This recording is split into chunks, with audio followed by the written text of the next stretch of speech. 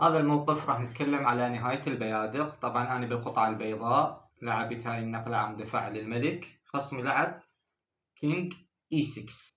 طبعا هنا كأبيض تساوي مادي بالبيادق، ولكن عندي تفوق فرق. في بعض الأحيان يكون الكسب عبارة عن تطبيق، مثل شلون نقول يعني واحد يشتغل على نقلات كتالوج أو شلون تمشي الممر أظلم، ولكن تستطيع أن تمشي بخطوات واثقة، يعني خطواتك راح تكون بدون أي تعثر. فهنا أنا قررت أرجع الفرق لسبب واحد. شنو السبب؟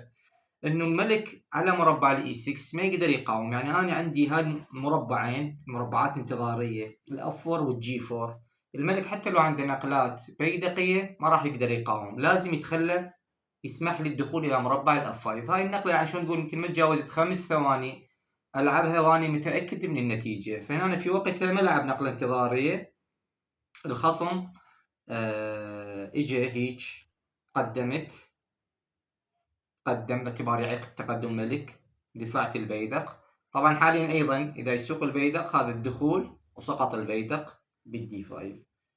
فبعد هاي النقلة حاول يعني يحمي البيدق، منعني من اللعب بكينج اي 5، فبكل سهولة تضحية بيدق مقابل دخول الملك. هاي يعني مجرد شيء بسيط. اللاعب كل ما يكون متمكن بالنهايات، خصوصا نهاية البيادق، هاي المواقف راح تكون عنده يعني جدا بسيطة، فبكل سهولة خسر البيدق. لعب نقلة انتظارية.